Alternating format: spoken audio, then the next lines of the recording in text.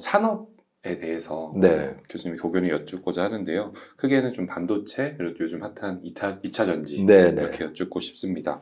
먼저 이제 한국 경제 관련해서 반도체 수출이 좀 급감하고 있고 무역 수지 적자도 1년 넘게 지속되고 있는데 네. 한국 경제가 이대로 좀 괜찮은지 반도체가 좀 주도하고 있었는데 네. 객관적 데이터를 보면요. 사실 그 지금까지 역사적으로 쭉 보면 무역 적자가 문제가 되지는 않아요. 그 자체가 문제는 아닙니다. 그러니까 수출이 많으냐, 수입이 많으냐라고 하는 것은 뭐 수출도 돈이 남기 때문에 수출을 하는 거고 수입도 돈이 남기 때문에 수입을 하는 것이기 때문에 어느 쪽이 더 많다라고 하는 것이 문제가 되지는 않아요. 근데 지금 현재 나타나고 있는 상황은 이게 그냥 일시적으로 수입이 수출보다 더 많아졌나 또는 수출이 수입보다 줄어들게 됐나라고 하는 이 일시적인 현상인가 하는 데 대해서 좀 의문이 드는 부분이 있는 거죠. 그게 좀 걱정인 거죠. 이게 그 시가총액을 그러니까 그 기업들의 시가총액을 기준으로 해서 전 세계 500대 기업을 쭉 순서를 정해보면 우리나라 기업 중에 500대 기업에 들어가는 곳이 삼성전자하고 SK하이닉스 두 군데예요. 네, 이게 2019년부터 그렇게 됐습니다. 그런데 2010년에는 그게 얼마였냐면 9군데였어요. 그게 두 군데로 확 줄어든 거예요. 자, 그런데 또 다른 지표가 있는데 그게 포춘 500대 기업입니다. 포춘 500대 기업에는 우리나라 기업이 16개가 있어요. 여전히. 자, 그럼 이게 뭐냐? 같은 500대 기업인데 왜 시가총액은 2개만 남았고 포춘 500대 기업에는 아직도 16개가 있느냐? 이거는요, 현재와 미래를 보여주는 겁니다. 우리나라가 기업들이 현재의 상태, 현재 매출액 같은 걸로 보면 빵빵하다. 그래도 예, 이게 그러니까 우리나라의 주력 산업들이고 주력 기업들인 거죠. 그런데 시가총액이라고 하는 것은, 즉 주가라고 하는 것은 현재보다도 미래를 반영을 하잖아요. 그래서 테슬라가 그렇게 비싼 거 아닙니까? 뭐 돈도 한 푼도 못 버는 회사가. 이게 다 미래 가치거든요. 그런데 미래 가치로 보면 한국 기업이 형편없는 거예요. 다 빠져버린 겁니다, 그게. 지난 한 20년 동안에 다 그 랭킹에서 빠졌어요. 그렇다는 얘기는 미래가 없다는 이야기인 것이고, 그게 참 걱정인 거죠. 그래서 우리가 잘 나갔는데, 그래서 국민소득이 1인당 3만 달러까지 왔는데, 앞으로는 그럴 것 같지 않다라고 하는 데가 지금 걱정인 거고, 이 무역 적자라고 하는 것이 그런 추세가 시작되는 신호탄이 아닌가 하는 그 걱정이 드는 겁니다. 뭐 결정적으로 무역 적자가 난 이유는 반도체 수출이 줄었기 때문이고 석유라든가 가스의 가격이 올라서 그 수입액이 늘었기 때문인데 이게 어쩌면 뭐 단순히 그런 문제가 아니고 그냥 큰 한국의 주력 산업들이 쇠퇴해 가는 그 큰 흐름의 신호탄이 아닌가 하는 그런 걱정이 드는 거죠. 네, 그러면은 지금 시총 500대 안의 기업은 저희 나라가 2개밖에 없다고 네, 하시는데 우리나라 2개밖에 없습니다. 지금 그럼 늘어날 가능성은 조금 희박하다고 보시는 건가요? 지금 반도체 기업들의 주가가 계속 빠지고 있어서 뭐 요즘 요 며칠 사이엔 조금 나아졌지만 오히려 그것도 아닐 수도 있어요. 하나만 남을 수도 있는 거고. LG 에너지 솔루션, 그러니까 배터리는 아주 전망이 좋은 거죠. 그래서 배터리 부문에서 들어갈 수는 있을지도 모르겠다. 오히려 반도체 부분에서는 지금 2개도 위태위태하다. 예. 근데 반도체는 좀 역설적이에요. 반도체 시장은 앞으로 엄청 커질 겁니다. 세상에 반도체가 그야말로 발길에 채일 정도로 많이 나올 거라고 저는 봐요. 왜냐하면 미국에도 벌써 몇 개를 만들고 있고 일본에도 반도체 공장 만들지 또 유럽에서도 반도체 공장 만들지 그 반도체 공장들이 없었잖아요. 다 문 닫았던 데에서 새로 반도체 공장들을 만들고 있는 거거든요. 그럼 그게 다 팔릴 거냐? 안 팔려요. 그런데 왜 그렇게 하느냐? 반도체라고 하는 게 중요하기 때문에 전략 물자로 생산을 하는 겁니다. 지금까지는 반도체가 하나의 상품이었던 거죠. 그래서 돈이 남는 곳에서 생산을 한 거예요. 그게 우리나라하고 대만이었던 겁니다. 네. 일본과 미국에서는 반도체 설계라든가 뭐 이 장비 같은 거는 그거는 돈이 남지만 실제 공장 생산 라인에서 반도체를 생산하는 것은 돈이 안 남았던 거예요. 그래서 다 그게 한국으로 왔고 대만으로 간 거죠. 네. 그런데 이게 코로나를 겪으면서 또 미국과 중국이 갈등을 하면서 나라들마다 이거 반도체 공장은 국내에 둬야겠구나라고 하는 필요를 강하게 느낀 것이고, 그래서 돈이 안 남더라도 정부가 보조금을 줘서 다 각 나라마다 반도체 공장을 만들고 있거든요. 거대한 공장들을. 거기서 물건들이 쏟아져 나오면요, 감당할 수 없는 수준이 됩니다. 네. 그러니까 세상에는 반도체가 널리고 깔릴 거예요.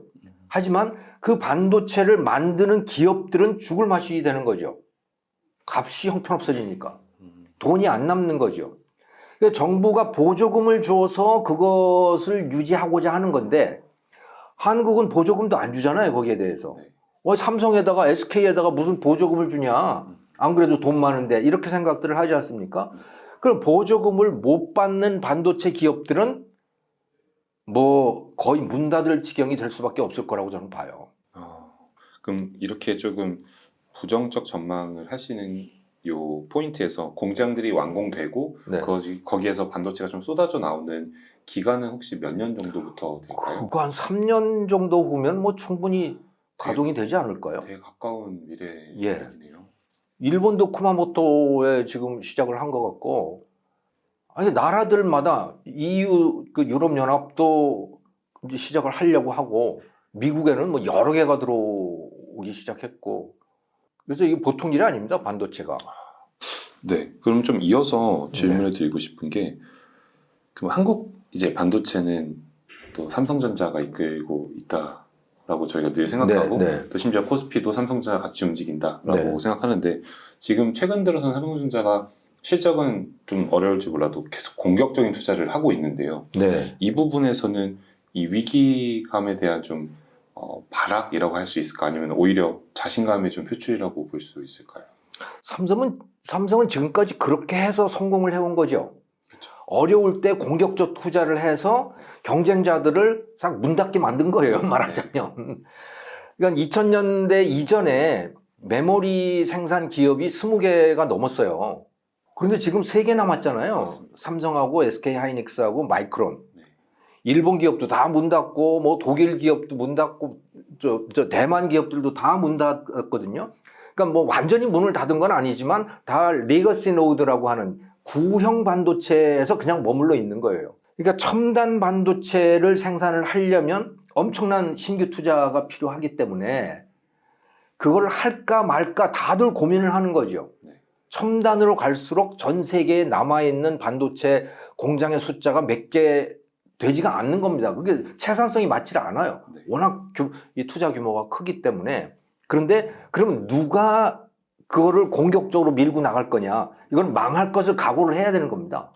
리스크 테이킹을 하면서. 예. 그러니까 성공하면 하나가 남지만 까딱 잘못하면 그가 망하는 거예요. 네. 그냥 리거시 노드, 과거의 구형 반도체로 그냥 남아있으면 망하진 않죠. 그냥 그 상태로 있으면 되니까. 네. 근데 신형에다가 더 첨단 미세 공정으로 투자를 하게 되면 이거는 사운을 거는 거죠. 네. 근데 삼성은 지금까지 그렇게 계속 했고 그것이 성공을 해온 겁니다. 이번에도 그렇게 하고 있는 거예요. 자, 그러면 마이크론이 문을 닫을 거냐? 네. SK 하이닉스가 문을 닫을 거냐? 글쎄요. SK 하이닉스는 모르겠어요. 마이크론은 문 안 닫을 거예요. 네. 왜냐, 미국 정부가 보조해 주거든요. 그러니까 삼성도 지금 굉장히 두려울 거예요. 성공을 하면 하나가 남지만 성공 못하면 내가 먼저 망가지게 되는 거죠. 네. 그게 바로 치킨 게임의 본질 아닙니까? 그러면은 네. 지금 공격적인 투자를 함에 있어서 투자자 입장에서는 역시 삼성전자 말씀하셨던 대로 과거에 그랬던 경력이 있으니까 이번에도 퀀텀 점프 할 거다라고. 네, 이번에도 성공할 거다라고 하는 건데 이번에는 좀 다른 것이 정부 보조금이 있는 것이 다른 겁니다. 백이 누가 있냐 없냐. 예, 돈이 안 남아도 한다. 마이크론이든 일본이든 돈이 안 남아도 한다는 거예요. 이게 왜냐하면 다 전략 물자로 생각을 하고 공장들을 짓고 있기 때문에 그러는 거죠. 그러면 생각보다 지금의 이 공격적인 투자가 향후 주가에 긍정적인 영향을 끼칠지는 미지수이겠네요. 저는 정말 미지수라고 봐요. 지금까지는 성공해 왔지만 이번에도 그럴 것인가? 뭐 요즘의 문제는 특히 퍼스널 컴퓨터 PC의 판매 대수가 확 줄어들어서 코로나가 끝나가면서 그러면서 인텔의 그 CPU도 안 팔리고 또 그거 같이 맞물려 있는 게 메모리도 같이 안 팔리는 거예요. 지금 그게 가장 큰 이유 아니겠습니까? 네. 그런데 요것은 이 사이클은 어쩌면 지나갈지도 모른다. 하지만 정말 큰 거는 세상에 반도체가 넘쳐날 거라는 거죠. 정부 보조금을 받은 반도체들이. 가격 경쟁이 떨어지니까. 한국 기업들은 못 받는 거죠. 아니면 미국에 있는 삼성전자의 공장, 미국에 있는 SK 하이닉스 공장은 보조금을 받을 수 있죠. 근데 이제 그렇게 되면 그들이 중국에 갖고 있는 시안의 낸드 플래시 공장, 또 SK가 갖고 있는 우시 뭐 이런데 그 D램과 낸드 플래시를 중국에 또 갖고 있잖아요. 거기는 투자를 또 못하게 돼 있거든요. 미국서 보조금을 받게 되면. 그러니까 이래저래 정말 머리가 아플 겁니다. 과거와는 굉장히 그러니까 경쟁의 지형 자체가 달라져 있는 거죠. 정부가 끼어 있기 때문에 여기야. 만약에 지금은 좀 어렵다 미지수라고 말씀하셨는데 이번에도 삼성전자가 그러면 한 번 더 퀀텀 점프할 수 있는 포인트가 되려면 어떠한 전제 조건들이 좀 들어가야 되나요? 이미 그럼 그 전제 조건들은 안 좋은 걸로 깔려 있는 걸까요? 전제 조건은 미국 정부가 보조금을 주지 않는다. 그럼 근데 계속 주고 있잖아요. 지금 칩스 액트라고 하는 게 아예 법으로 딱 만들어져 있지 않습니까? 그걸 어떻게 하겠어요? 다만 미국은 그나마도 미국 기업한테만 주는 게 아니고 미국에 투자하는 기업들한테는 다 같이 주겠다라고 하는 그런 이제 조건이 달려 있는 것인데, 근데 불리하게도 중국에 투자를 해서는 안 된다라고 하는 게 또 같이 달려 있지 않나요? 그 가드레일 조항이라고 하는 게. 그거 참 어떻게 생각해 보면 인텔이 미리 그것을 알지 않았을까? 이런 구도를. 그래서 중국에 갖고 있는 낸드 플래시 공장을 SK한테 넘겨버렸잖아요. 미리 알고 그런 거 아닐까? 자기들이 그런 이 정책의 구도를 이미 다 만들고 있는 상황에서 넘겨버린 거 아닌가 하는 뭐 그런 추측도 하게 돼요. 뭐 그건 뭐 음모론이기 때문에 합리적 의심. 네, 그냥 의심일 뿐이지만 어떤 증거도 없고요 거기는. 네. 이렇게 삼성전자의 얘기까지 좀 해주셨는데 좀 이어서는 2차 전지 얘기도 좀 연결해서 여쭤보고 싶습니다. 2차 전지가 굉장히 뜨겁고 지금 개인 투자자분들도 많이 참여를 하고 계신데 현재 2022년도부터 23년도 이렇게 지금 유독 각광받는 이유가 혹시 어떤 게 있을까요? 뭐 이건 워낙 잘 아시는 내용들이어서 뭐 특별히 반복할 필요는 없지만 아무튼 앞으로 전기차가 대세가 될 거라고 하는 거는 누구도 부인할 수가 없는 거고 지금보다 최소한 10배는 늘어날 거다라는 뭐 그런 전망은 충분히 할 수 있잖아요. 그럼 그 전기차라고 하는 것의 핵심은 배터리인 거고 2차 전지. 그리고 그것에 있어서 중국을 제외한 나머지 시장에서 최고의 기업들은 다 한국 기업들인 거고 배터리 2차 전지에서. 근데 중국의 그 LFP 배터리라고 하는 게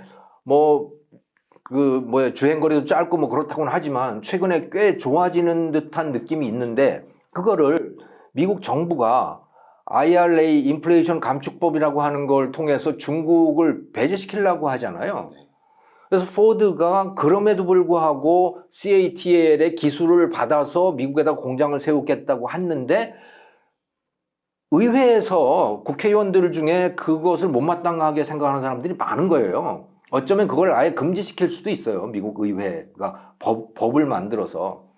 그러니까 중국의 배터리 기업들이 미국에 진출하기가 어렵다. 앞으로 더 어려워질 수 있다. 그러면 그러니까 중국을 제외한 나머지 시장에서 최강자는 그건 뭐 분명하게 한국 기업인 거죠. 저는 그런 구도라고 봐요. 저는 뭐 거기에 대해서 기술적인 문제라든가 이런 건 잘 모르지만 큰 구도를 보면 그렇게 보입니다. 네, 그러면 이제 전기차 시장이 확장될 거라는 거는 기정사실화된 네. 미래인 거고 거기에 맞춰서 당연히 배터리 수요는 늘 건데 네. 그럼 이제 중국이 배제되는데 중국도 배터리 회사가 있지 않습니까? 그렇죠. 네, 이 부분에서 중국은 또 내수 시장이 큰 나라인데 네. 중국의 내수 시장만으로 중국 배터리가 최상위권으로 올라가지 못할 거다. 혹은 기술력이 그렇게도 좀 보시나요? 글쎄요. 저는 최소한 반도체와 배터리는 중국이 별도의 세상이 될 거라고 봐요. 우리가 사는 세상이 아니고 네. 다른 세상이어서 어쩌면 아무 관계도 없는 세상이 될 수가 있다. 그들만의 리그. 그들만의 세상이 되는 거다. 미국과 유럽 국가들 또 일본, 호주, 지금 우리나라도 거기에 가세를 해 있지만 중국을 완전히 배제시키려고 하고 있거든요. 네. 근데 뭐 이 중저가 제품들, 그러니까 일상에 우리가 쓰는 뭐 옷이라든가 가전제품이라든가 이런 거는 왔다 갔다 하겠지만 첨단 제품들, 국가 안보가 걸려 있을 정도의 기술들은 완전히 다른 세상이 될 거라고 봐요. 그래서 중국, 러시아, 파키스탄, 이란 뭐 이런 나라들 있잖아요. 터키. 네. 이 나라들이 자기들만의 리그를 형성할 수밖에 없는 세상이 되어가고 있다는 거죠. 그럼 오히려 저희 2차전지 한국 기업들 입장에서는 그들만의 세상이 아닌 보편적인 시장에서의 리드가 될 수 있는 중국을 배제한 시장에서는 저는 한국 기업들이 2차 전지 시장에서 굉장히 좋은 기회를 만났다고 보죠. 그런데 소비자의 입장에서 보면 얘기가 다릅니다. 어떻게 다른가요? 비싸지죠. 전기차가 비싸지죠. 중국 중국 기업이 있을 때보다 중국 기업이 강력하게 경쟁 상대 같은 시장을 놓고 경쟁할 때보다 한국 기업들이 비싸게 받을 거 아니에요, 당연히. 네. 그러면 주가는 좋겠지만 일반 소비자들 전기차를 사야 되는 사람들의 입장에서 보면 차값이 비싸지는 거죠. 물론 절대적으로 비싸진다는 것이 아니고 상대적으로, 그러니까 두 개가 경쟁할 때에 비해서 경쟁하지 않을 때에 전기차 값은 더 비싸다. 이제 다음 질문으로는 좀 네. 글로벌 경제에 네. 대해서 여쭤보고 싶은데 또 워낙 또 채널에서도 해당 부분을 잘 말씀해주고 계셔서 네. 먼저 요즘 제가 제일 많이 관심을 갖고 있는 부분이죠. 네. 먼저 미국입니다. 이제 네. 사우디가 기습적으로 원유 감산을 했고 네. 이제 앞으로 미국과의 갈등이 고조가 될 것 같다라고 네. 이제 말들이 많은데요. 왜 이런 일이 우선적으로 둘이 갈등을 하고 있는지 그리고 앞으로의 좀 전개는 어떻게 보고 계시는지가 궁금합니다. 미국의 입장에서 사우디가 굉장히 중요한 나라였거든요. 석유 때문에. 그 석유를 들여다가 써야 되니까. 그런데 미국 내에서 셰일가스가 많이 생산이 되면서 사실은 셰일가스라고 하는 거 추출한다기보다도 그냥 생산한 거라고 보시면 돼요. 석유를 생산한 거죠, 말하자면. 그래서 세계 최대의 산유국이 됐고 사우디에서 굳이 석유를 수입하지 않아도 되게 된 거예요. 네. 네. 자, 그런데 미국 입장에서 그럼 사우디라는 나라는 어떤 나라냐? 석유 때문에 손을 잡고 있기는 하지만 정말 마음에 안 드는 나라인 거죠. 네. 왜? 왕정이잖아요. 말이 안 되는 거예요. 아니 도대체 시대가 어느 때인데 아직도 왕이 다스리고 있냔 말이에요. 그러니까 사우디는 도저히 미국으로서는 용납할 수 없는 나라인 겁니다. 근데 석유가 없어졌으니까 그러니까 석유를 수입하지 않아도 되니까 이 전략적 동맹 관계를 좀... 예, 굳이 뭐 얘를 싸고 돌아야 될 이유도 없는 거예요, 사우디를. 그래서 바이든이 자꾸 뭐라고 그러는 겁니다. 니네 거기다가 그 빈 살만이라고 하는 사람이 좀 폭군 성향이 좀 있거든요. 거기다가 뭐 워싱턴 포스트 기자를 뭐 암살을 하는데 관련이 됐느니 뭐 어쩌느니 그러니까 바이든이 심지어는 그 뭐라 그러더라, 천민이라고 그랬던가 뭐 아무튼 아주 그 욕 비슷한 말을 했어요, 빈살만한테. 그게 사이가 좋을 수가 없는 거죠. 그래서 미국이 중동에서 철수를 한 겁니다. 아프간에서도 그래서 철수를 한 거고, 그 미국도 국력을 집중하고 싶은 데가 있는 게 그게 아시아인 거예요. 바로 타이완, 중국인 겁니다. 중국의, 그러니까 아시아에서 중국 세력이 타이완을 점령해서 태평양으로 나오는 것을 어떻게든 막으려고 하는 거고, 그게 벅찬 일인 거예요. 온 국력을 갖다 쏟아 넣어야 되는 상태가 된 거죠. 중국이 워낙 세졌으니까. 그래서 중동에서 떠난 거죠. 네. 그 공백 상태가 된 겁니다. 거기를 중국이 들어간 거죠. 그러니까 중국이 들어간 거죠. 그래서 그 사우디 입장에서는 이제 바이든한테 그러는 거예요. 너 나한테 그렇게 날 홀대했어? 너 아니어도 나 누구 있어? 중국하고 손을 잡은 겁니다. 네. 중국이 거기를 들어가서 보니까 원래 중국은 이란하고 가까웠거든요. 근데 사우디하고도 같이 손을 잡아야 잡을 수 있게 된 거예요. 그래서 이란하고 사우디는 맨날 싸웠는데 둘을 화해를 시키고 다시 국교 재개를 이번에 시켰잖아요. 네. 그래서 마치 이 중동 산유국들이 중국의 우방국인 것처럼 돼버린 거죠, 지금. 하지만 그거와 달러는 얘기가 다른 거죠. 네. 이거 많이 나오는 게, 이제 페트로 달러, 오일 달러가 그런 세상이 지고, 이제 페트로 위안의 세상이 되는 거 아니냐. 네. 그런 말들이 많잖아요. 많이 돌아다니잖아요. 그 질문 안 하셔도 제가 그냥 말해도 되는 건가요? 네, 질문이 있는데 네. 마침 하셔서 쭉 네. 이어서 해주셔도 됩니다. 네. 아니면 질문을 지금 하셔도 되고요. 아니요. 이어서 말씀해주세요. 너무 재밌게 듣고 있어요. 근데 지난 11월인가 12월인가 시진핑이 그 중동 산유국들을 방문을 했어요. 거기 그 GCC라고 그러잖아요. 걸프 회원국이라고 하는데 그러니까 사우디를 필두로 해서 그 일대의 산유국들을 다 방문을 했죠. 그래서 정상회담들을 했단 말이에요. 그리고 나서 그 모든 국가 원수들하고 같이 의견을 모아서 공동선언을 했습니다. 커뮤니케이라고 하는 것을. 근데 놀랍게도 거기 공동선언에 위안화에 관한 언급이 한마디도 없어요. 그게 정말 위안화로 뭔가가 바뀔 정도가 되면 거기에 뭐가 가는 게 그게 자연스러운 일인 거죠. 네. 근데 위안화 결제에 대해서는 한마디도 하지 않았거든요. 그러니까 지난 한 10년 전부터 사실은 이 중동 석유를 위안화 결제를 한다라고 하는 말이 계속 있었어요. 네. 그런데 안 돼요, 그게. 왜냐? 별로 원치 않는 거죠. 중동 입장에서도. 중동 입장에서 별로 원치 않는 거예요. 말은 그렇게 하는데, 저 중국 돈을 내가 받아야 돼? 라고 하는, 누구도 중국 돈을 받고 싶어 하지 않는 거예요. 네. 왜냐하면 중국 돈이 너무 불편하고, 중국 돈의 미래를 예측할 수가 없고, 왜냐하면 중국 돈은 환전하기도 어렵죠. 네. 중국의 인민은행이 기준금리를 어떻게 결정을 하는지도 오리무중이에요. 그래서 예측도 불가능해요. 중국의 금융 시스템 자체가 오리무중인 거죠. 그런 돈을 받았다가 또는 그것을 외환보유고 속에 포함시켰다가 나중에 무슨 큰 코를 다칠지 알 수가 없는 상황인 거예요. 그래서 중국 돈을 받고 싶어 하지 않는 것이고 하는 척은 하지만 지난 한 10년 동안도 전혀 진척이 없는 그런 상태라고 보시면 되는 거죠. 네. 거기다가 또 한 가지가 있는 게 환율 결정 방식입니다. 네. 이 중동 산유국들이 다 페그제를 하고 있거든요. 일종의 고정 환율제를 하고 있는데 미국 달러 가치에 대해서 페그를 하고 있는 거예요. 그러니까 1달러당 3.5 리알인가 35 리알인가 거기 정해져 있어요. 네. 이렇게 하는 이유는 자국의 통화 가치를 안정시키기 위해서인 거죠. 근데 달러를 끊어낸다 그러면 페그도 사실은 바꿔야 되는 겁니다.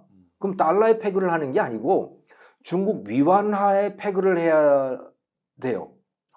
그럼 너무 위험해지겠네요. 그러면 중국한테 완전히 목을 잡히는 거거든요. 그러면 사우디나 이 중동 산유국의 입장에서는 미국한테 목이 잡히는 게 나으냐 중국한테 목이 잡히는 게 나으냐 생각을 해보면 답은 너무나 명백한 거죠. 네. 미국이 싫긴 하지만 중국은 더 싫다고 봐야 되는 거예요. 그들의 입장에서는. 그것도 싫다면 그 다음에 택할 수 있는 게 자율 변동 환율제입니다. 네. 그건 더욱더 감당하기 힘든 거죠. 자율 변동 환율제를 지금까지 그들은 한 번도 해본 적이 없고 잘못하다가 그야말로 외환 위기를 맞는 거 아니야 하는 걱정이 당연히 드는 거죠. 그러면은 지금 위안화가 미국 달러 패권을 도전하고 이런 걱정은 안 해도 되는 걸까요? 저는 찻잔 속의 태풍이라고 봐요. 그 이야기는 계속해서 나올 거다. 그런데 사실은 달러 패권이 무너진다라고 하는 얘기는 1950년대부터 있었고요. 네. 그리고 실제로 1971년에 브레튼 우즈 체제라고 하는 게 붕괴가 되잖아요. 네. 그 브레튼 우즈 체제라고 하는 것은 미국이 근본위제를 하고 있는데 그 미국에 대해서 다 패거를 했던 겁니다. 그 유럽의 중요한 국가들이 미국 달러와 고정환율제를 유지를 하고 있었거든요. 그런데 1971년에 닉슨이 이제 금 태환 안 해주겠어, 금하고 안 바꿔주겠어 하고 일방적으로 선언을 해버리고 말아요. 그러면 누가 보더라도 그건 미국 달러의 붕괴예요. 그리고 실제로 미국 달러 가치가 엄청나게 떨어집니다. 그러고 나서. 네. 그래서 야, 진짜 미국 달러가 이제 끝났구나 라고 다들 믿었죠. 네. 모든 학자들이 다 그렇게 봤어요. 그런데 웬걸? 미국 달러가 죽지는 않아요. 미국 달러의 가치가 엄청나게 떨어졌는데 여전히 미국 달러는 기축통화야. 다른 돈들이 그걸 대체를 할 수가 없는 거예요. 네. 그러니까 달러의 가치가 오르락내리락 하는 것은 그것과 기축통화라고 하는 것과는 전혀 별개의 문제다라고 보셔야 될 것 같아요. 자, 2009년을 또 보시면요. 네. 2008년, 2009년 글로벌 금융위기였지 않습니까? 네. 그 글로벌 금융위기의 주범이 누구냐? 미국이었어요. 미국의 서브프라임 사태예요. 네. 미국이 돈 관리를 잘못해서 대규모 은행 부실이 나타났고 은행이 리만 브라더스 같은 데가 망했고 그 여파가 전 세계로 다 퍼져나갔죠. 그래서 전 세계가 다 금융위기 속에 빠져들었잖아요. 그러면 그 주범이 미국이니 미국에 대한 신뢰가 바닥이 나갈 거 아닙니까? 당연히. 자, 그런데 어떻게 됐느냐? 조금 지나니까 미국 채권 값이 계속 치솟는 거예요. 왜? 이렇게 불안한 상황에서 도대체 무엇을 믿을 것이냐? 중국 돈을 믿을 것이냐? 중국 채권을 믿을 것이냐? 아니면 뭐 유럽의 유로를 믿을 것이냐? 유로화를. 아니야. 여전히 믿을 것은 미국 정부가 보증하는 미국 채권이야. 그래서 사실은 2009년에요. 중국 위안화가 이제 미국 달러를 완전히 대체할 거라고 다들 그렇게 믿었어요. 네. 전혀 아니에요. 조금 위안화의 영향력이 늘어났는데 거기에 이제 위안화의 문제가 있는 겁니다. 드러나는 겁니다. 2015년인가 조지 소로스가 위안화에 대한 시비를 걸죠. 이거 환율 잘못돼 있다. 이거 너희들 환율 조작국이다. 환율 조작국이고 이제 공매도 공격을 할 수 있다는 뉘앙스를 상당히 비치죠. 그랬더니 중국이 어떻게 했냐? 다 차단시켜 버렸어요.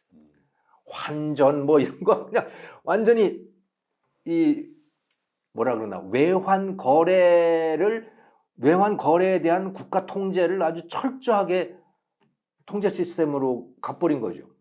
이게 바로 중국의 본질이거든요. 그러니까 그 위안화이든 달러이든 이게 중국 국경을 마음대로 들락날락하는 것을 용납할 수가 없어요. 그리고 중국은 수출을 포기할 수 없는 나라입니다. 기축통화국이 되면 지금 미국을 한번 보세요. 수십 년간 엄청난 경상수지 적자를 겪고 있잖아요. 중국은 그거 견디질 못해요.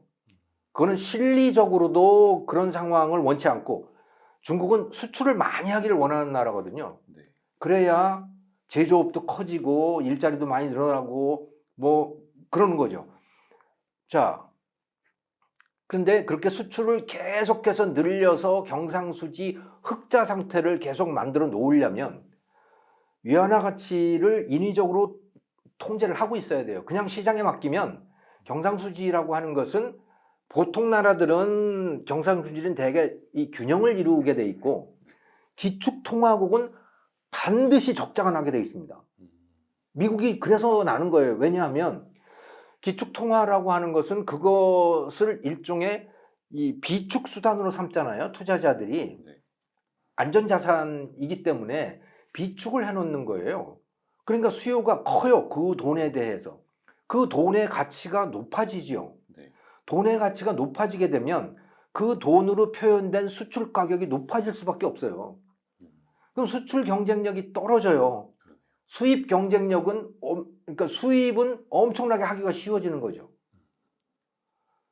그러면 당연히 경상수지 적자가 나게 돼 있는데 중국은 그걸 견딜 수 없어요. 그걸 원하지도 않고 국내적으로도 견딜 수도 없고 그거는 실리적으로도 이념적으로도 원치 않는 상태입니다. 네. 그러니까 중국이 계속 중국 위안화를 국제통화로 만들겠다라고 하는 이 이야기는 계속 이런 이야기 나오잖아요. 이율배반이에요. 그렇게 할 수 없어요. 하려고 조금 하다가 2009년 이후에 일어났던 것처럼 조금 하려고 그러다가 위안화 가치가 확 올라가잖아요. 네. 그러면 포기할 수밖에 없는 나라예요. 수출을 해먹고 살 수가 없으니. 예, 수출을 해야 되는데 그거를 그 수출이 줄어드는 거를 용납할 수 없는 거죠. 그게 가능하려면 미국처럼 서비스 섹터가 강력해야 되는 겁니다. 수출이 없어도 충분히 그 나라 국민들이 먹고 살 수 있는 그런 산업 구조를 가져야 되는 거죠. 너무 명쾌하게 이해가 됐습니다. 근데 공산주의 국가는 기본적으로 서비스 산업이라고 하는 거는 기본적으로 산업으로 여기질 않아요. 그거는 북한을 봐도 그렇고 과거에 소련을 봐도 그랬었고 그들에게 산업이라고 하는 건 제조업이거든요. 네. 제조업은 수출을 통해서 먹고 살 수밖에 없어요. 기본적으로. 알겠습니다. 방금 말씀하시면서 2009년 이제 서브프라임 사건으로 인해서 금융 위기를 말씀 주셨고 그때 국채 가격이 쫙 뛰었다라고 하셨는데 미국 국채. 네.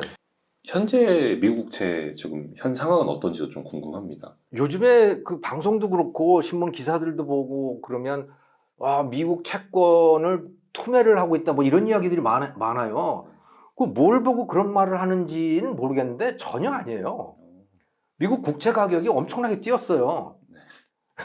저는 그 이해를 못 하겠더라고. 뭘 보고 그런 말을 하고 있는지. 특히 그 SVB 사태 이후에, 그러니까 실리콘밸리 은행 사태 이후에 미국 금융산업이 위험해진다, 뭐 그게 전 세계로 퍼져나간다, 뭐 이런 이야기들이 많잖아요. 그게 3월 8일이었어요. 네. 3월 8일부터 4월 12일까지 오늘까지 제가 그 미국 국채 수익률을 쭉 확인을 해봤습니다. 3월 8일 날 10년물 미국 국채의 수익률이 3.98인가 그냥 4%였어요. 네. 4월 12일 오늘 오전에 3.4%예요. 그럼 수익률이 떨어졌잖아요. 네. 국채 수익률이 떨어졌다는 것은 국채 가격이 올랐다는 거죠. 네. 그건 뭐 채권하는 분들은 누구나 다 알고 있잖아요. 네. 자, 미국이 위험해져. 실리콘밸리 은행 때문에 다른 중소은행들도 위험할 거야. 그러면 미국이 위험해지는 거 아니야? 그러면 채권 값이 떨어지겠네? 이렇게들 상상을 하는데 실제 투자자들의 투자는 어땠느냐? 채권에 대한 수요가 늘었고 채권 값이 올랐고 그래서 채권 수익률이 떨어진 거예요. 그건 너무나 명백하죠. 여러분들도 그냥 이 미국 국채 가격, 국채 수익률을 확인할 수 있는 건 데이터들이 뭐 여기저기 많으니까 직접 한번 확인을 해보십시오. 3월 8일 실리콘밸리 사태 그 직후부터 수익률이 쫙 떨어지기 시작하죠. 네. 급격하게 떨어집니다. 그거는 미국 국채에 대한 수요가 폭발적으로 늘었다는 얘기죠. 그런데 그 이전에는 어땠냐면 2022년 작년 3월부터 미국 연준이 계속 기준금리를 올렸잖아요. 네. 그 기준금리를 올리는 것 때문에 미국 국채 가격이 떨어졌어요. 네. 그 미국 국채 가격이 떨어진 것 때문에 실리콘밸리 은행이 파산을 하게 된 거고, 그게 그러니까 그 실리콘밸리 은행이 미국 국채에 대해서 투자를 많이 했는데 연준이 금리를 올리니까 그 미국 채권 값이 떨어져서 그래서 예금자들이 그것 때문에 불안해졌고 그래서 예금 인출을 했고 그래서 실리콘밸리 은행이 하루아침에 파산을 하게 된 거거든요. 대량 인출을 했기 때문에. 그런데 그거와 그 사태 이후에 나타나고 있는 국채에 대한 수요는 전혀 별개의 움직임인 거예요. 네. 그 이전에 2022년 3월부터 그렇게 된 거는 미국이 정책적으로 사실은 국채 금리를 올리는 거라고 보시면 되는 겁니다. 네. 그게 국채 가격을 떨어뜨리는 거죠. 그러니까 그 이전에 1년 동안 나타났던 2023년 3월 이전 1년 동안 나타났던 미국 국채 금리의 하락이라고 하는 것은 연준이 일부러 그렇게 해놓은 것이고 실리콘밸리 사태 이후에 국채에 대한 수요가 늘어서 수익률이 낮아지고 있는 현상은 투자자들이 그걸로 몰려들고 있는 거예요. 왜? 불안할 때 믿을 수 있는 자산이 뭐냐? 그건 여전히 미국 국채라는 거죠. 다만 한 가지 요즘에 미국 국채가 한 가지 불안한 게 있어요. 그건 미국 국내 정치 문제인데 네. 공화당이 그러니까 미국은 이 국가 부채의 실링을 의회에서 정하게 되어 있습니다. 이게 아주 특이한 제도인데 그러니까 그게 늘 꽉 차 있어요. 그 실링에 GDP에 아니 금액으로 딱 정해져 있어요. 자, 요것을 안 늘려주면요. 공화당이 그걸 늘려주지 않으면 잘못하면 미국 연방정부가 만기가 돌아온 국채를 상환할 수 없어질 수도 있어요.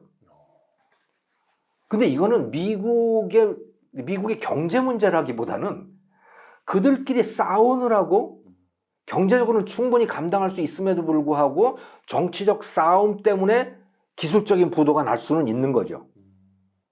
그것 때문에 미국 국채의 CDS 프리미엄이라고 하는 게 요즘에 그 40bps까지 올라가 있거든요. 그 미국 국채의 부도 위험이 꽤 높아졌어요. 한국하고 비슷해졌어요, 그게. 한국의 국채 CDS 프리미엄이 45, 미국은 40까지 올라왔어요. 이게 보통 미국은 20 밑에 있었어요. 네. 근데 이제 한국하고 같아졌어요. 그 일본은 26이에요, 지금. 그러니까 일본 국채보다 미국 국채가 더 위험한 상태가 된 거죠. 네. 그렇게 된 이유는 미국의 경제가 문제가 아니고 미국 정치가 공화당하고 민주당이 싸우느라고 그것 때문에 국가부채 실링이 딱 고정이 돼버려서 더 이상 늘어나지 않아서 국채를 상환할 수 없는 상황이 될 수도 있다. 이건 기술적인 부도인 거죠. 그럼 이 문제가 네. 해결돼서 위험도가 더 낮아질 가능성도 있겠죠? 그 문제가 해결되면 그래서 공화당이 그냥 눈 감아줄게 해서 실링을 올려주고 그냥 뭐 아무 문제도 없었던 것처럼 그냥 상환이 이루어진다면 그러면 다시 위험이 낮아지죠.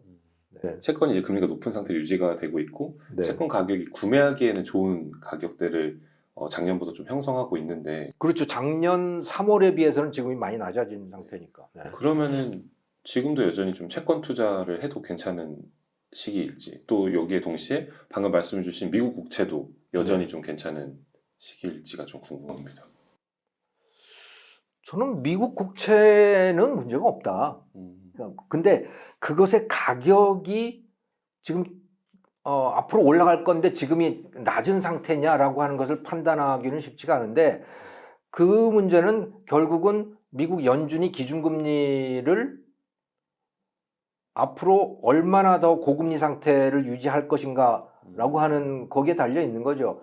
만약에 기준금리를 머지않은 장래에 낮출 거다라고 하면 그러면 채권 가격이 더 올라가겠죠. 네. 근데 그게 아니고 고금리 상태를 거의 그대로 유지한다든가 또는 더 올릴 수 있다고 하면 채권 가격은 그때 가서 떨어질 것이고 그거는 뭐 여러분들 각자의 판단이 되는 거죠. 알겠습니다. 네. 아시아 국가 중에서 60% 정도의 고성장을 계속 해왔고 네. 코로나 시기 때도 유일하게 좀 플러스 성장을 했었는데 네. 이러한 중국이 지금 왜 위기에 처해 있을까요? 중국의 위기는 저는 크게 세 가지라고 보는데요. 첫째는 수출 시장이 줄어든다라고 하는 것이죠. 네. 그러니까 미국을 중심으로 한 서방 국가들과 중국, 러시아, 이란, 파키스탄, 어쩌면 브라질도 거기 가서 낄 수도 있지만 이 나라들 사이에 장벽이 점점 두터워지고 있거든요. 네. 그러면 그러니까 점점 더 많은 비율의 상품들, 특히 첨단 제품을 중심으로 해서 갈라지게 될 거란 말이에요. 이쪽 중국 진영과 미국 진영이. 그러면 중국의 입장에서는 그게 시장이 줄어드는 거죠. 물론 이쪽도 마찬가지예요. 이쪽도 중국이라고 하는 시장이 사라지게 되면 양쪽 다 문제가 생기는 거예요. 그럼에도 불구하고 뭐 이런 현상이 생기는 거 이건 피할 수 없는 거라고 봅니다. 그러니까 중국의 입장에서는 수출 시장이 줄어든다. 점점 더 장벽이 높아질 거다. 근데 그것을 러시아하고 브라질 뭐 이런 데하고 손을 잡는다? 지금까지도 뭐 무역하는 데는 전혀 문제가 없었지만 그 나라들하고 더 친하게 정치적으로 더 친하게 지낸다고 해서 더 얻을 게 있을까? 제가 생각할 때는 별로 없어요. 그냥 수출 시장은 줄어든다고 봐야 되는 거죠, 중국도. 그러니까 그만큼 그들이 갖고 있는 생산 능력을 제대로 다 쓸 수가 없는 거고. 그래서 지난 연말부터 지금까지 보면 중국의 생산자 물가가 계속 마이너스예요. 떨어지고 있어요. 생산자 물가가 떨어진다는 얘기는 무슨 얘기냐면 생산 능력이 넘친다는 거거든요. 안 팔려요. 그래서 소비자 물가도 뭐 한 1%에서 2% 사이 상승이에요. 그러니까 기본적으로 중국은 생산 능력이 지금 넘친다. 과잉 생산 능력을 갖게 됐다라고 하는 거죠. 네. 왜? 다른 시장으로부터 점점 차단이 되기 때문에 라고 하는 것이고 또 다른 하나는 중국 경제, 이 GDP의 한 30% 정도를 부동산 건설이 차지해 왔었거든요. 네. 근데 잘 아시겠지만 집이 잘 안 팔려요. 집값이 떨어지고 집이 잘 안 팔리고 거기다가 이 시진핑 주석이 3조 홍선 정책이라고 하는 것을 해서 이 부동산 개발 업체들, 헝다그룹 같은 데입니다만은 거기에 대출금을 확 줄여버렸잖아요. 그러고 나니까 이들이 갑자기 돈이 없어져서 공사를 중단을 하게 되고 공사를 중단을 하다 보니까 그걸 미리 선분양을 받았던 사람들이 불안해지는 거고, 야, 내가 이거 들어가서 살 수 있는 거야? 라고 하는 게 굉장히 불안해지는 거고, 그래서 잔금 납부를 안 하게 되는 거고, 그러니까 더욱더 문제가 돼서 이제 부도가 속출을 하게 되는 상황이거든요. 이거 하루아침에 해결이 안 됩니다. 그래서 중국 당국이 3조 홍선 정책이 있음에도 불구하고 그냥 이제 돈을 막 또다시 풀기 시작했는데 그래도 해결이 잘 안 돼요. 그리고 전국적으로 이 소위 고스트 타운이라고 하는 거 유령 도시들이 곳곳에 있거든요. 특히 그 3급 도시들, 지방 도시에 그런 것들이 굉장히 많은데 사람 별로 안 사는 데에 그러니까 여기도 우리나라처럼 지역 균형 개발 정책이라고 하는 그런 거를 하느라고 상하이나 베이징이나 셴전이나 이런 데는 주택 공급을 별로 안 하고 저 멀리 떨어진 데 가서 한 겁니다. 거기 가서 살라고. 근데 사람들이 거기 안 가죠. 근데 사놓긴 한 거예요, 그걸. 그게 그야말로 거품인 거죠. 사놨는데 아무도 들어가서 거주는 하지 않는 상태. 그게 2017년에 6,500만 채였다고 하니 지금은 그 이후에 통계가 발표되지 않아서 알 수 없지만 뭐 어떤 사람은 1억 채가 된다고 하는 사람도 있고 그건 뭐 어마어마한 숫자인 겁니다, 그게. 그런데 그게 GDP 계산할 때는 말이죠. 그러니까 성장률 6%, 7% 계산할 때는 그게 다 그 속에 들어가 있는 거예요. 그게 장부상에 다 정상적인 매출이었고 장부 가치는 다 그대로 있는 거고. 그런데 사실은 그게 빈 껍데기잖아요. 오히려 돈을 낭비한 거고 쓰레기보다도 못한 것인 거예요. 근데 GDP 계산할 땐 다 들어가 있는 거죠, 그게. 또 세 번째가 1대1로입니다. 비슷한 문제인데 중국이 전 세계의 개도국들을 대상으로 해가지고 인프라를 쫙 깔아놨어요. 그것 때문에 중국 건설업체들은 뭐 정말 승승장구를 했던 거죠. 건설업체, 통신업체들. 그런데 그 나라, 그걸 받는 나라들, 받은 게 아니지만 사실은 그것이 설치된 그 나라들은 빚을 진 겁니다. 자기 돈을 내고 그걸 산 게 아니고 돈이 없다 우리는 그러니까 해주려면 너희들이 돈 좀 빌려줘 해서 중국이 들어가서 중국 은행들이 다 그걸 파이낸싱을 해서 다 그 인프라들을 만들어 놓은 거예요. 항구도 건설하고 뭐 고속도로도 통신망도 만들고 다 그렇게 한 거거든요. 그런데 그게 다 못 받는 빚이 된 거예요. 그걸 만드는 동안에는 엄청난 일이 벌어질 것 같았어요. 온 세상이 다 중국 세상이 될 것 같았어요.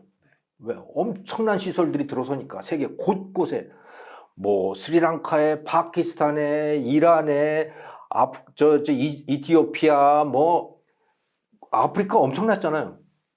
그런데 그게 다 빚이고 그게 다 유령 항구고 차들이 다니지 않는 승객이 없는 철도가 된 거고 그렇게 된 거죠. 근데 중국은 그 돈을 받을 수 있느냐? 뭐 돈이 있어야 돈을 갚을 거 아닙니까? 못 받는 빚만. 못 받는 빚인 거예요, 그게 다. 근데 그것도 GDP 계산하는데 다 들어갔던 거죠. 이거는 정말 엄청난 일인 겁니다, 이게 지금. 허수가 많았던 성장률이 속빈 강정이었을 가능성이 매우 높다. 근데 중국 사람들도 자기들이 지금까지 잘했다고 확신하고 있을 것이고 세계도 그 장부상의 숫자를 믿고 있는 것이고 하지만 조금만 객관적으로 생각을 해보면 그거 전부 허수들인데 허수보다도 못한 건데 그건. 네.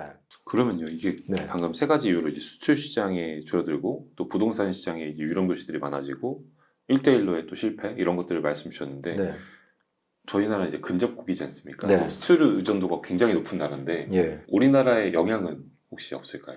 우리나라의 영향 뭐 엄청나죠. 저는 중국 포기해야 될 거라고 봐요. 한국 기업들은.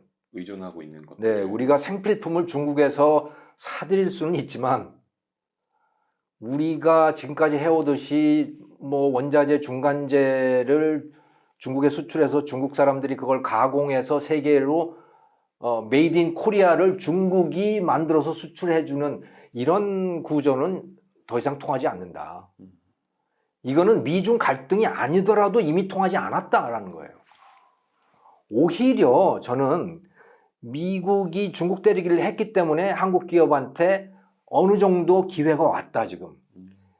941생의 기회가 왔다고 봐요. 지금이요? 예, 정말 완전히 망할 뻔했는데 그 대표적인 게 스마트폰입니다. 예를 들어서 2020년 2, 4분기인가 보면 화웨이 스마트폰의 글로벌 시장 점유율이 삼성과 같아졌어요. 쫙 치고 올라오고 그때 같아졌어요. 그런데 그 전부터 트럼프 뭐 바이든이 화웨이 때리기를 했잖아요. 백도어도. 예, 화웨이 때리기를 하면서 화웨이가 그 스마트폰용 반도체를 어떻게 조달을 했냐면 자기들이 계열사인 하이실리콘이라고 하는 데서 그 패블리스예요. 거기는 설계만 하는 기업이죠. 그들은 설계는 잘해요. 그래서 자기에 맞는 반도체를 설계를 해서 제조는 못하니까 그들이 그것을 TSMC에다가 맡겨서 반도체를 조달을 한 거예요. 아주 품질이 좋은 반도체를 조달을 한 거죠. 미국이 그 서플라이 체인을 잘라버렸어요. TSMC한테 저 화웨이 반도체 만들지 마라고 한 거죠. 그 화웨이는 반도체를 조달할 수가 없게 된 거예요. 스마트폰도 못 만들게 된 거죠. 스마트폰 업그레이드를 할 수가 없게 된 거예요. 그러면서 2021년에 포기했던가? 화웨이가 스마트폰 거의 포기했잖아요. 네. 삼성전자는 그야말로 기사회생이 구사일생인 겁니다. 안 그랬으면 이미 끝났어요. 그러니까 삼성전자, LG전자 이런 데들이 이 디스플레이 또 TV 이런 디지털 TV 이런 걸 가지고 막 치고 올라오니까 소니나 히타치나 도시바나 이런 데들이 그냥 속절없이 당했잖아요. 네. 우리가 바로 그런 상황이었던 겁니다. 정말 구사일생이죠. 정말 구사일생인데 그런데 이제 더 이상 중국은 대안이 아니다라고 생각을 해요. 중국하고는 이제 더 이상 할 수가 없는 상황인 거고 그거는 미국과의 정치적인 관계 때문이기도 하고 미국과의 경제적인 관계이기 때문이기도 한 거죠. 그러면 이렇게 중국에 대한 좀 이제 중국의 미래에 대한 좀 비관적인 입장이신데 네. 중국에 대한 투자도 좀 개인 투자자분들께서는 네. 많이 떨어졌다. 뭐 2000 이제 막 수강통 열릴 때처럼 이제 3,000이 다시 6,000 간다. 상하이 A가. 뭐 최소한 뭐 코로나 때보다는 훨씬 나아지겠죠. 네. 네, 나아지겠지만 어떻게 생각하면 적국에 투자를 하는 것일 수 있다고 봐요. 저는 그럴 수밖에 없어요. 지금 세계가 돌아가는 걸 보시면 분명히 그런 게 보이잖아요. 네. 왜냐하면 미국과 러시아가 분명한 적대 관계잖아요. 그리고 유럽과 러시아도 완전히 적대 관계가 돼버렸어요. 그런데 중국이 러시아를 밀고 있어요. 그럼 이게 뭐 너무나 뻔한 거죠, 그림이. 네. 그래서 뭐 중국에 투자할 수 있죠. 그리고 그것 때문에 어느 정도 기간 동안은 거기에서 수익이 나올 수가 있지만 기본적으로는 적대 국가에 투자하는 거라고 인식은 하고 있어야 된다. 그걸 전제로 하고 있어야 된다고 저는 봐요. 알겠습니다. 바로 이어서 일본을 조금 네. 이게 짧게 네. 좀 하려고 하는데 참 이게 지금 아시아 국가들이 우리나라만 참 축복을 받고 있는 것 같기도 하고 네. 일본은 지금 이제 잃어버린 30년 이제 계속 연장되고 있는데 네. 이제 이게 부동산이 우리나라가 지금 많이 하락하고 있고 네. 우리나라가 이걸 극복해낼 수 있을지 혹은 일본처럼 따라가는 건 아닌지 이런 우려의 목소리가 많은데 네. 어떻게 좀 생각하시나요? 저는 우리나라가 일본 같지는 않다고 봐요. 한국인들의 성향이 일본하고 굉장히 달라서. 네. 예를 들어서 한한령 이후에 그러니까 넷플릭스에서 한국 드라마들 뜨는 거 오징어 게임이라든가 그런 거 뜨는 걸 보면서 또 아카데미 상까지 받는 거를 보면서 한국은 정말 일본하고 다르다라는 생각을 하죠.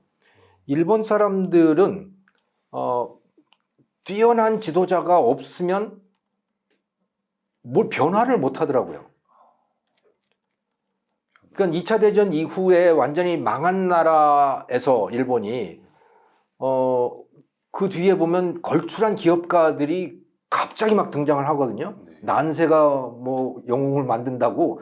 그래서 소니의 뭐 모리타 아키오라든가 마스시다 코노스케라든가 뭐 이런 걸출한 기업가들이 막 나오죠. 그들이 기업을 이끌고 있을 때는 일본 기업들이 엄청난 변화를 했어요. 그런데 그들이 1980년대 후에 이제 나이가 들어서 다 물러가고 죽고 이렇게 되면서 일본 기업들이 회의체 기업이 됐어요. 소위 전문 경영 체제를 갖추게 된 거죠. 네. 전문 경영 체제라고 하는 건 일본에서 그냥 회의하는 기업인 겁니다. 다 합의제. 모든 임원들, 직원들이 합의를 해야 뭔가를 하는 그런 기업이 됐거든요. 그러고는 아무것도 바뀌는 게 없는 거예요. 혁신이 없어져 버린. 혁신이 없어지고 80년대 잘 나갈 때 하던 방식 그대로 그냥 변하지 않고 오는 겁니다. 근데 한국인들은 그렇지 않아요. 네. 우리는 뭐 불만도 많고 그냥 뭐 말도 많고 그래서 우리는 혁신도 잘해요. 네, 혁신도 잘해서 일본처럼 되지는 않을 거다라고 보는데 하지만 인구가 줄어드는 그거는 저는 뭐 일본하고 같은 속성이다. 부동산 시장 전체가 다 평균적으로 보면 부동산 시장이 이제 가라앉는 추세일 거다라고 보는데, 하지만 서울은 저는 아닐 거라고 봅니다. 비싼 동네는 그렇게 쉽게 무너지지 않을 거라고 보고, 특히 요게 아주 그 크리티컬한 부분이 있는데, 그게 뭐냐면 1인 가구 시장이에요. 네. 우리나라에서 젊은 분들이 이제 다 부모로부터 독립하고, 조금 대학 다니면서도 부모로부터 독립해서 1인 가구가 되잖아요. 1인 가구가 그래서 급속하게 늘어나고 있습니다. 그러니까 인구는 줄어드는데 가구 수는 늘어나는 거죠. 그 늘어나는 가구들이 가서 살 데가 있어야 되잖아요. 그게 원룸, 투룸 이런 데들인데, 이게 지금 관건이에요. 이거는 정책적으로 해결을 해줘야 되는 겁니다. 그게 뭐냐? 다주택 소유의 문제인 거예요. 네. 그 1인 가구들은 주택을 소유할 생각이 전혀 없거든요. 그냥 거주만 하고 싶은 거죠. 임대로. 예, 임대를 하고 싶은데, 그 누가 임대를 해주냐, 그거를. 공공주택으로 하면 되지 않냐라고 사람들 많이 얘기하지만, 그건 너무 순진한 생각이에요. 공공주택으로 도대체 몇 채를 만들 수 있습니까? 그거는 그냥 하는 소리일 뿐이에요. 하나만 한 이야기고, 그걸 공급하려면 다주택자들이 많이 나와야 돼요. 그래서 그 원룸, 투룸, 오피스텔, 다가구 뭐 이런 것들을 누군가는 보유를 하고 있어야 되는 거죠. 그런데 그걸 못하게 종부세 같은 걸로 그냥 뭐 거의 뭐 집을 뺐듯이 그렇게 해버리니까, 그 사람들이 다, 그 다주택자들이 집을 다 내놓고 팔려고 해도 잘 팔리지도 않고, 뭐 그러다 보니까 이제 요즘에 그걸 근린생활시설로 바꾸고 업무시설로 바꾸고 막 이렇게 돼요.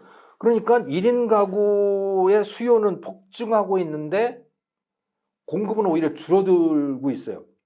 그러니까 아주 묘한 현상이 생긴 게, 그게 매매 가격보다 전세 보증금이 더 비싸잖아요. 네.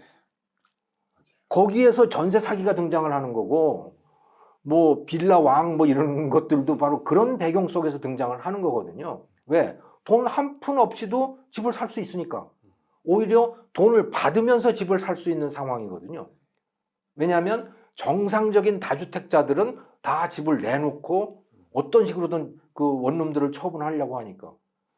그러다 보니까 지금 나타나는 현상이 고시텔이니 무슨 하숙집이니 이런 것들이 막 급증을 하고 있어요. 이건 안 된다. 거부할 수가 없는 현상이 1인 가구의 급증인데, 이거를 해결하려면 다주택을 양성을 해야 되는 거고, 그러자면 종부세니 이런 것들을 완전히 뜯어 고쳐야 되는 겁니다. 이 문제를 해결을 하면 우리나라는 당분간 이 소형주택 시장도 굉장히 활성화될 수 있다. 저는 그렇게 봐요. 그래서 저는 일본하고는 다르다고 봅니다. 근데 저 지방 도시들은 뭐 유령 도시도 나올 거고 뭐 그럴 거라고 봅니다만은, 서울 수도권 특히 젊은 사람들이 살고 싶어 하는 동네에는 뭐 그렇게 걱정할 필요 없다고 보죠. 알겠습니다. 그러면 이제 마지막 질문으로 넘어가서 이제 부동산 얘기를 하면서 좀 마칠까 합니다.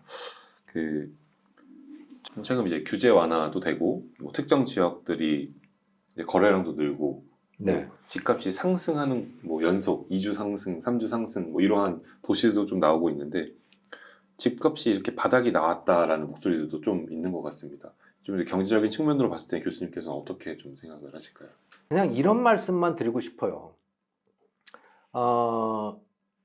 코로나 이후에 2022년 3월부터 시작해가지고 집값이 거의 한 70% 올랐던가요? 급증. 예, 급등을 했죠. 그렇게 된 이유는 그냥 돈 때문에 그렇게 된 겁니다. 돈이 많이 풀려서 그렇게 된 거예요. 뭐 우리나라 경제가 좋아져서, 경제는 오히려 나빠졌죠. 그런데 돈이 많이 풀리다 보니까 그게 부동산 값도 올리고 주가도 오르고 암호화폐 값도 올리고 다 올려놓은 거 아니겠어요? 자, 그러면 그거를 정상화 시킨다면 어떻게 되는 거냐? 정상화된다는 게 무엇을 뜻하는 거냐? 코로나 이전으로 돌아가는 거죠. 네. 왜냐하면 코로나 이전에 비해서 지금 내재 가치가 도대체 좋아진 게 뭐가 있냐? 뭐 경제가 좋아졌냐? 뭐 살기가 좋아졌느냐? 아무것도 좋아진 게 없어요. 그러면 내재 가치도 높아질 게 없는 거예요. 네. 그럼 코로나 이전의 값으로 가는 게 어쩌면 맞겠다. 그런 생각을 하죠. 그냥 한 70% 올랐는데 지금 떨어진 거는 한 10몇 % 떨어진 것 같더라고요. 그럼 알아서들 판단하시면 되겠습니다. 중소 이제 건설사들이 이제 좀 한계 기업이 예. 늘어나고 있고 이제 PF 위기 뭐 이런 것들이 좀 얘기가 나오고 있습니다. 거기에 이제 또 최근에 들어서 미분양 가구가 이제 10만이 될 수 있다, 7만 네. 넘어 쓴다, 뭐 이런 기사들이 나고 있는데 이런 사태들은 어떠한 연결로 계속 발생하는 건가요? 금리가 올라가니까 네. 사람들이 돈을 동원하기, 집 사기 위해서 돈 동원하기가 어려워진 거고, 뭐 기존에 소위 영끌을 해서 집을 샀던 사람들도 그 집을 유지하기가 어려운 거고, 그러다 보니까 주택에 대한 수요, 주택 매입에 대한 수요가 그만큼 줄어든 거죠. 아주 단순한 거라고 봐야겠죠. 네. 그럼 이러한 플로우가 일본도 비슷한 건가요? 일본의 이런 부동산 가격이 돌아오지 못하고 있잖아요, 지금은. 일본도 1990년대 초반에 집값이, 그러니까 부동산 값이 확 떨어졌을 때, 소위 버블 붕괴라고 하는 사태가 있었을 때는 그랬던 거죠. 네. 금리 때문에 떨어진 겁니다. 네. 금리가 올라서 집값, 그러니까 주가도 떨어지고 부동산 값도 떨어지고 그렇게 됐는데, 그러고 나서 30년이 넘게 지났잖아요. 그거는 이제 금리하고는 저는 관계가 없다고 봐요. 그냥 그거는 그야말로 일본 경제의 근본적인 문제들 때문에 나타나고 있는 현상이다. 저는 그렇게 보죠. 일본 경제가 활력을 잃었고, 특히 그 중에서 그 아베노믹스 이후에 지금 그 뭐예요? 이전까지 일본 중앙은행 총재를 했던 구로다 총재가 했던 그 제로금리라고 하는 거, 그게 저는 일본을 더욱더 망쳤다고 봐요. 그러니까 그것 때문에, 제로금리 때문에, 또 그다음에 엄청난 양적 완화라고 하는 거, 뭐 회사채도 사들이고 막 이렇게 했잖아요. 망하는 기업들이 없는 겁니다, 일본에. 일본은 지난 20년 동안 뭐가 제대로 망한 적이 없어요. 한국이 2000년대 이후에, 그러니까 국민소득 1만 달러에서 3만 달러를 넘어서게 되는 결정적인 계기 중에 하나가, 우리나라는 IMF 금융위기를 통해서 엄청나게 망했거든요. 그래서 돈 안 남는 사업들은 다 문 닫았어요. 돈 되는 사업만 남긴 거예요. 그리고 다시 시작했죠. 네. 일본은요, 안 망해요. 그러니까 옛날에 돈 잘 벌었던 사업들이 계속 남아 있는 거예요. 근데 그게 옛날에 잘 벌었지 지금은 완전히 망한 사업들이거든요. 그냥 그게 그대로 있어요. 사람들이 그냥 거기서 일하고 월급 받고 월급 몇 푼 받지도 못하고, 하지만 그냥 그러고 있어요. 그 때문에 일본 경제 활력이 완전히 사라졌다. 굉장히 중요한 이유 중에 하나죠. 그래서 아까 우리나라와 일본이 다를 수 있는 건, 우리나라는 혁신도 잘하고, 예, 우리나라는 화끈한 게 있어요. 네. K-팝이라든가 영화라든가 드라마라든가 이런 거는 꽤 되어 있는 것인데, 우리에게 남아있는 가능성이 있다면, 굉장한 가능성이라고 저는 보는데, 그게 농업, 또 유통, 교육, 금융이라고 봐요. 이게 우리나라에서 가장 낙후된 분야들이기도 한 겁니다. 이게 농업, 예를 들어서 농업, 농촌에 가면 다 70 넘었어요. 그 무슨 농업을 해요? 그러니까 우리나라 농업은 다 죽어버린 거예요. 농지가 완전히 사장돼 있다고 보시면 되는 거예요. 거기에 젊은 사람들이 들어가서 글로벌 비즈니스를 해야 되거든요. 충분히 할 수 있어요. 맘만 먹으면. 그러니까 기존의 기득권만 깨버리면 돼요. 일본이 그 기득권이 어마어마하게 그냥 꽉 짜여져 있거든요. 아무것도 바꾸지 못하잖아요. 그래서. 네. 우리나라도 지금 말씀드렸던 교육, 금융, 농업, 유통 이 기득권이 어마어마해요. 유통은 또 어떠냐? 동네 상인들을 말하는 거면 동네 슈퍼. 동네 슈퍼들의 기득권이 어마어마해서 맨날 상생 찾고 뭐 찾고 해서 아무것도 본인들은 바뀌지 않아. 여기에 젊은 사람들이 들어가서 이것도 글로벌 비즈니스로 바꿔내야 되는 거죠. 충분히 저는 할 수 있다고 봐요. 아마존이나 이런 것처럼 가야 되는 거죠. 뭐 쿠팡 같은 것도 상당히 성공한 모델이라고 저는 보지만, 그래서 얼마든지 그런 가능성이 있다. 교육도 마찬가지고, 우리나라 교육도 지금 뭐 교사들, 공무원들이 꽉 잡고 앉아가지고 학교를 다 망쳐버리고 있거든요. 저는 젊은 선생님들이 그냥 그들에게 자유만 허용을 해준다면 얼마든지 외국에서 유학을 오는 중학교, 고등학교, 초등학교를 만들어낼 수 있다고 봅니다. 그리고 한국에 오고 싶어 하는 사람들도 굉장히 많아요. 그런데 그거는 지금 이 기득권들의 입장에서는 뭐 무슨 말 같지도 않은 소리를 하냐고 그러는 거죠. 그게 바로 일본처럼 망해가는 길이거든요. 기득권으로 꽉 짜여서 아무것도 바꾸지 않고 있는 거죠. 그러면서 상생 이야기를 하는 거예요. 일본은 만장일치인 거죠. 모든 이해관계자가 다 동의를 해야 되는. 그러면 아무것도 못하죠. 금융 포인트에서는 어떤 게 조금 변화돼야 될까요? 글로벌 금융으로 나가야 돼요. 근데 우리나라는 뭐 외국계 보험회사들도 갖다가 다 떠나버린다고요. 왜? 금융감독원이 가만히 내버려 두지를 않는 거죠. 뭘 제대로 영업을 할 수 없게 만드는 거예요. 그냥 금융은, 은행은 그저 공무원이야. 너희들 공무원대로 해. 좀 그렇지 않았던 게 미래 에셋 정도인데 글로벌 비즈니스로 나가고, 거기도 뭐 글쎄 이제 그냥 타성에 젖어 있는 거 아닌가 생각이 들어요. 근데 성공 모델이 있다. 그게 바로 오징어 게임이고, 네. 아니 한한령으로 중국 시장이 꽉 막혀서 이제 우리나라 연예기획사들 다 망했나 보다 했는데 웬걸 새로운 채널들이 엄청나게 생겼잖아요. 그래서 유튜브로 뭐 넷플릭스로, 저는 우리나라에 낙후된 모든 분야들이 저는 그럴 가능성이 있다고 봅니다. 그걸 해야 성공한다. 그걸 하지 않으면 일본처럼 그냥 간다. 그런데 우리는 일본처럼 만약에 돼버리면, 일본 엔화는 그나마도 안전자산이란 말이에요. 여전히 안전자산입니다. 한국 원화는 지난 코로나 기간 동안에 조금 안전자산으로 인정을 받기 시작했어요. 조금. 하지만 아직도 멀었어요. 일본 엔화 정도 인정받으려면. 그래서 한국이 경제가 본격적으로 쇠퇴를 하기 시작하면 금융과 같이 꼬꾸라질 가능성이 매우 높다. 그렇게 보죠. 그래서 빨리 우리나라는 혁신을 해야 된다. 그러려면 그 기득권에 집착하고 있는 사람들이 이제 손을 떼야 돼요.